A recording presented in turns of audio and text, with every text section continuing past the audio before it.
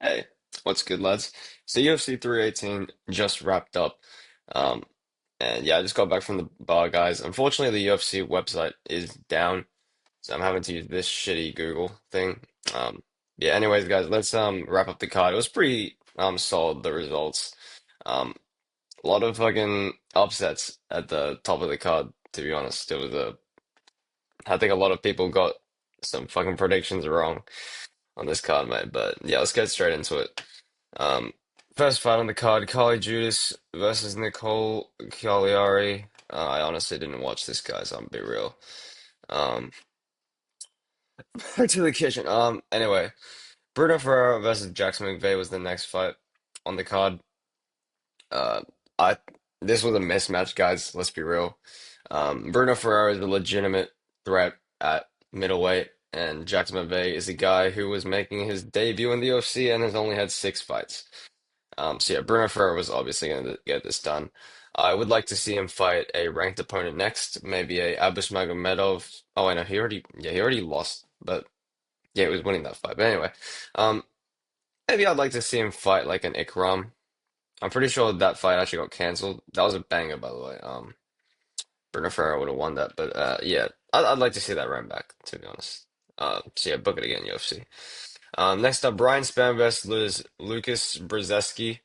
Um, I could kind of understand if you went with Lucas Brzezinski here because Ryan Spann is just so bad at fighting and he's just so dumb. Um, but yeah, dude, like a loss to Waldo Cortez de Costa, where it was somewhat of a scrap, is really not that bad at this point. The loss has aged well, and Lucas Brzezinski had the exact same loss, except it was even worse. So yeah, um, I did find it funny though, like literally Ryan Spann gets on the mic and just starts making fucking gorilla noises just out of nowhere. Yeah, that was pretty jokes. Just gorilla noises, pretty on point. But yeah, next up, guys, Jimmy Crute versus Marcin Prachnio. Um, yeah, it was a bit of a risky pick going with Jimmy Crute, to be honest. I mean, he's obviously not the greatest fighter in the world. You know, his striking is very subpar in particular. But, I did say that he was going to go out there and prove that Australia got the wrestling, brother. Um, yeah, dude, and he just did that. He got a sub round one, which is actually exactly how I predicted the fight to go. So I'm pretty proud of myself there. Um, so yeah, dude, Australia living it up, guys. Let's get it. Adam Puget versus Islam Dulatov, guys. Islam Dulatov seems pretty legit. I mean, this guy's a welterweight. Yeah, the welterweight fight. Honestly, bro, he may be better than Jacoby Smith. I'm be real. Like, he actually does know how to impose his will a little bit. Um, a lot of time with these new prospects, it really is just a um factor of whether or not they can impose their will out there and like get wins over these veterans is the test with their first few fights, and Dulatov was able to prove that he can impose his will. Yeah, this was a pretty easy win for him. So yeah, let's get on to the next one, guys. I probably will pick Dulatov in his next fight. He did look pretty decent.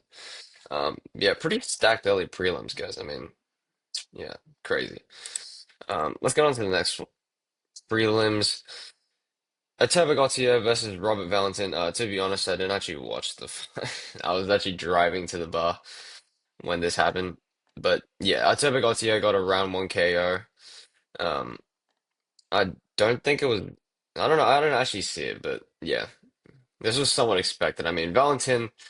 I could understand why you would go for him. He is a stand and bang guy, but in general, his technique when he strikes is just pretty off. I mean, this guy like does some of the weirdest movements, like jumping in the middle of a fucking uppercut and shit, which ultimately does punish him against guys like Torres, Finney, and I could see um that might have betrayed him in this fight, but I didn't actually watch it. So yeah, good job, Octavio Gautier, got that correct.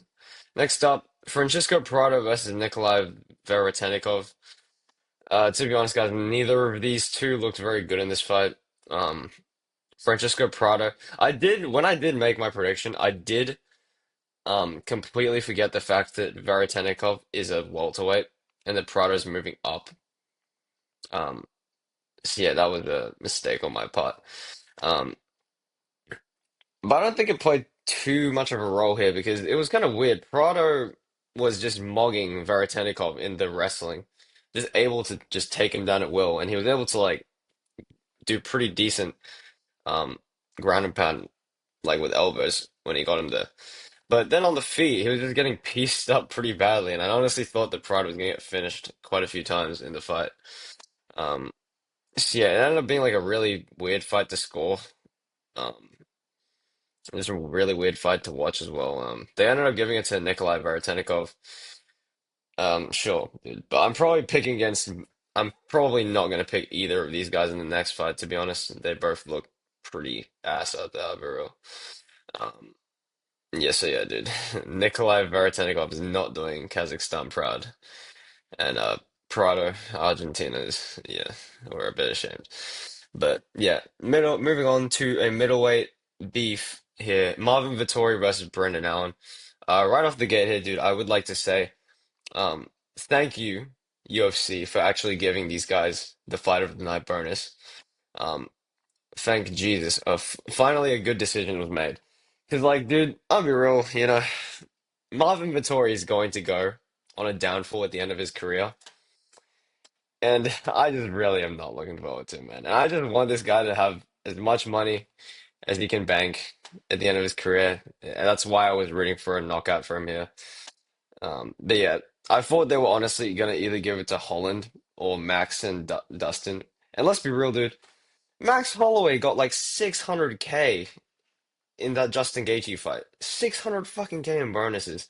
And he's made so much money already in the UFC. Dustin, like pretty much the same. Right. And then Kevin Holland, bro, he's literally like a fighter that just goes out here and is just here for the money pretty much, where he's just like fighting like 4 times a year and just here for a paycheck. So yeah, good ass decision to give Marvin Vittori and Brendan Allen the 50K bonus. Because yeah, dude, Marvin Vittori has been going through a rough time. And if I'm being real, dude, he's probably gonna go on a fucking skid at the end of his career. He's already taken so much damage as well. Like, oh yeah. Yeah, it's sad times for Marvin Vettori fans, but yeah, good, really good scrap though. It was like somewhat competitive. Marvin Vettori was able to like land decent ass shots that honestly could have put away quite a few other middleweights. Like both of these guys proved that they have fucking chins on them here. Um, I don't think either of them are going to have much success going forward. Especially Marvin Vettori. I mean, he's just not good anywhere, really. Like he has a chin, and that's about it. Um, and then Brendan Allen, I mean, he just makes dumb decisions in his fights a lot of the time. This time he did like decent in the striking, I guess. Um, but yeah, he'll always just kind of be this fighter that's like a bit of a tough out. You know what I mean? A tough out for Nasruddin, a tough out for Anthony Hernandez, but he'll never actually really beat those guys type thing. Um, so yeah, good scrap though. Let's move on to the next one.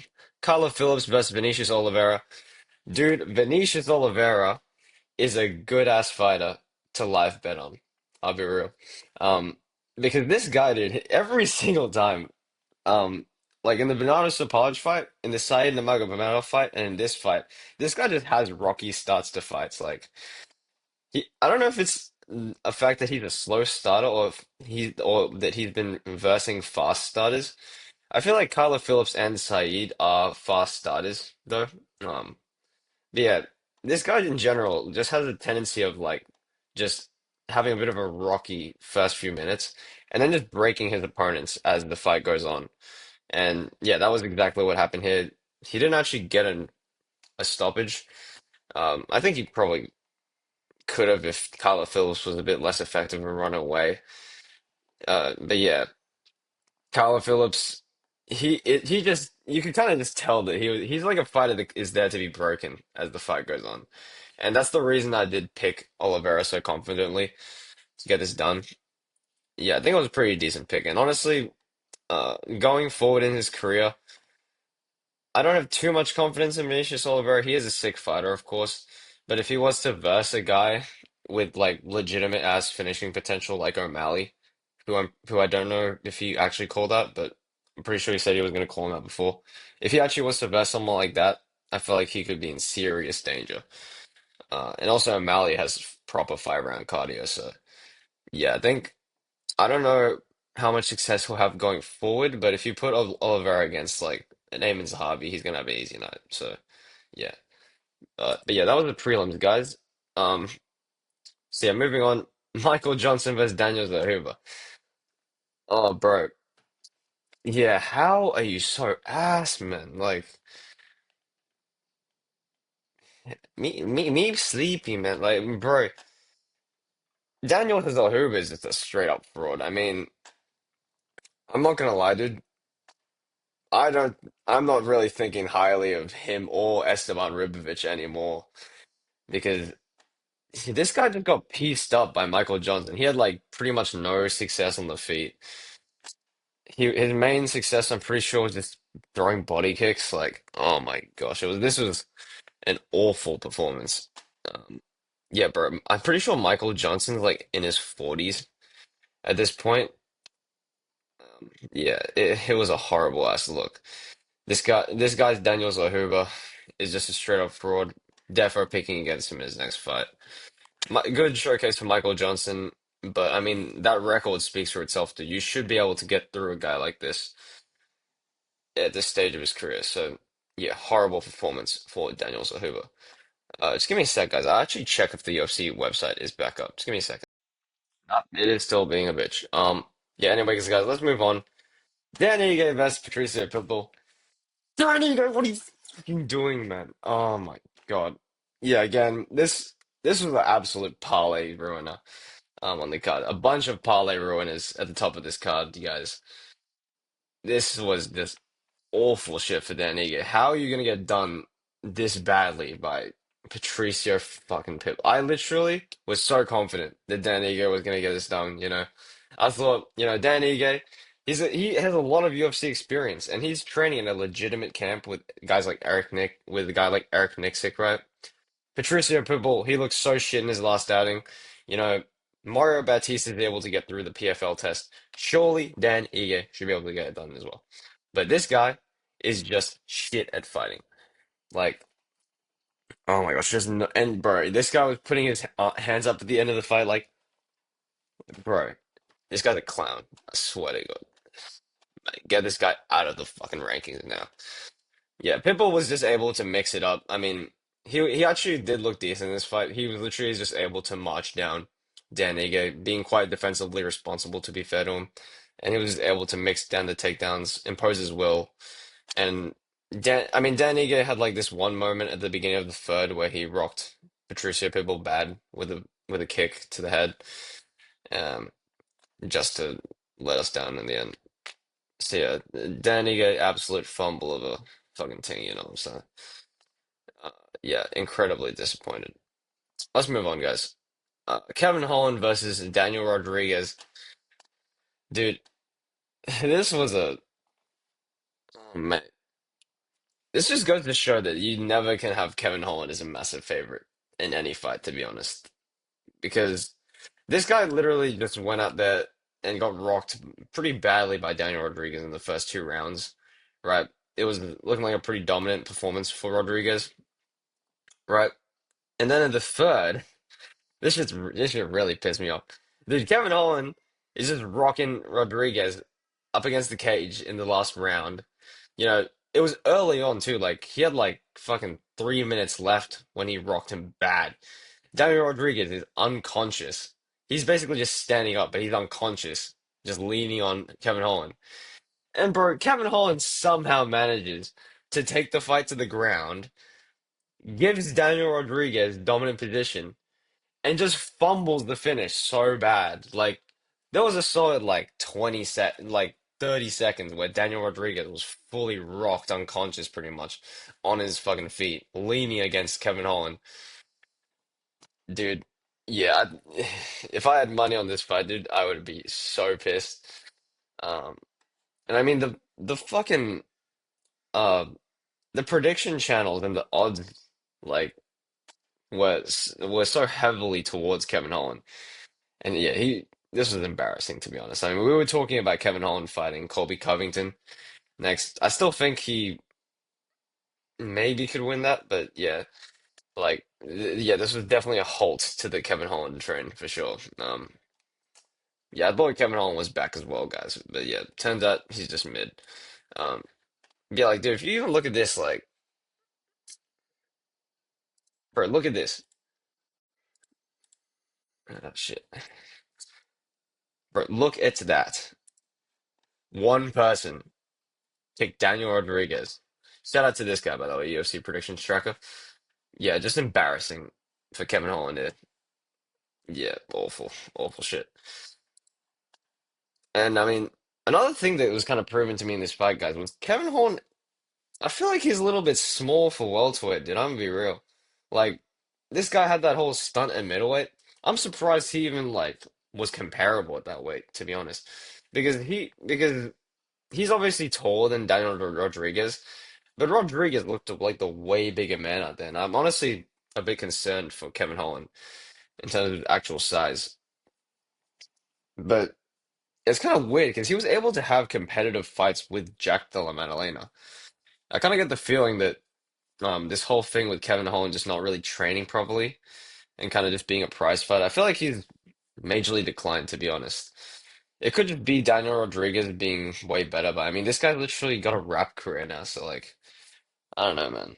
It's weird. I don't know if they're actually gonna rank Rodriguez because Kevin Holland was like ranked number 11th. It's weird. Daniel Rodriguez ranked in 2025. Yeah, yeah. Like this guy only had like a win over Santiago Ponzinibbio, and now he's probably gonna get ranked. It's like weird. Yeah, this goes to show it's yeah. UFC is a hard sport to predict, man. Anything can fucking happen, is what we learned today. And speaking of Paulo Costa versus Roman Kopylov, dude. Oh, yeah, guys, I really thought that Roman Kopylov was something, and yeah, he's just a fucking fraud. He's the fraudiest of the frauds, lad. I'll be real. And Paulo Costa is back. I don't know. I was pretty confident. I'm be real. I was pretty confident Roman Kopylov was gonna get this done, dude. I fully bought in to the whole. He's a Russian striking, and he's like pure to fucking yarn, but a middleweight. You know, what I mean, I kind of bought into all that shit, and I'll get into why it was a horrible pick in hindsight. Yeah, dude, I kind of just bought into the mystique of it all. You know what I mean? And Paulo Costa was just looking like he was on crack at the press conference. You know, it was looking like he was about to get like humiliated almost as bad as he did in like that Izzy fight. It was looking like it was going to be one of those performances for Costa. But yeah, he ended up getting his first win since the Rockhold one. Like legit, like the last two Costa wins before this was literally the Yoel one and the Luke Rockhold one. Like that's how long ago we're talking about, dude. So yeah, Roman, that just goes to show how shit Kopylov is because Costa lost to Marvin Vettori, bro. And then you have guys like Lucas Tracy saying that Kopylov would beat Whittaker. That take aged absolutely horribly. See, I'm jumping off this Kopylov train. Dude. It's not the train to be on. Costa's back, but yeah, I'll get into why this Kopylov pick was horrible to begin with. Because if you actually look at this guy's record, right? These are obviously like kind of like bummy wins, but all right, let's get into these, right? He goes on this 4-fight win streak of KOs, but I mean I don't even know these people, dude. Who the fuck are they? Then we get to a shot at the rankings against Anthony Hernandez. I don't really blame him for losing this fight because Anthony Hernandez just has a style to where it could just like kind of drown anyone, let's be real. But then we get to this fight with Cesar Almeida, and this is where the red flags really start to happen because, dude, I'm gonna be real, Kopylov had to mix in the wrestling to win this fight. Like Cesar Almeida is a legitimate like kickboxer who like had wars with Alex Pereira and shit, but he had to mix in the wrestling, dude, and that's not the best look for if that's like your main thing, the kickboxing. And then Chris Curtis. I kind of was thinking before this fight, oh, this guy actually like it was a competitive fight with Chris Curtis, but he won. That's kind of impressive. But I'll be real, dude. In hindsight, thinking about it, it's not actually that impressive because Chris Curtis is kind of mid. He's really just a one-dimensional striker who's like really easy to rob. And the fact that Roman Kopylov went to a really close decision where he kind of, some people argue that he would have had to get that KO at the end. Like the fact that he went to that close of a decision, dude. Yeah, it's. I should have seen this coming, I'll be real.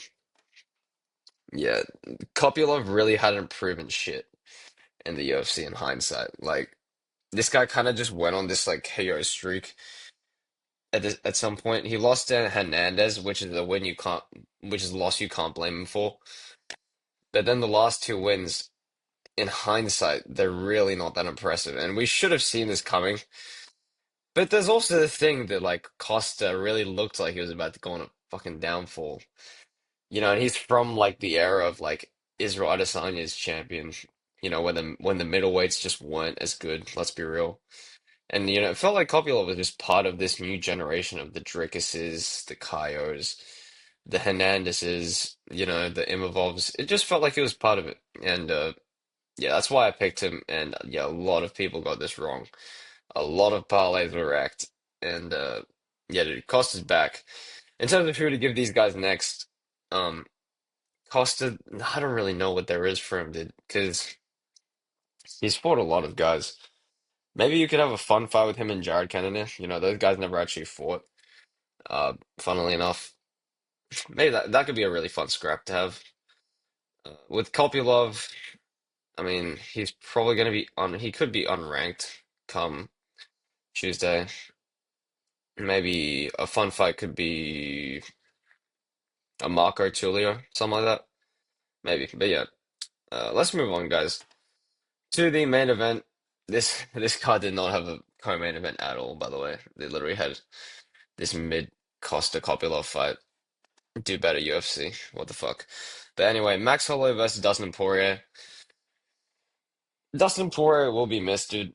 Um, yeah, I think it's a pretty consensus take at this point. This guy is the greatest fighter to never win the belt. I mean, if you just look at his resume, it's pretty clear. I mean, this guy is way greater than like even like decent champions like Leon Edwards.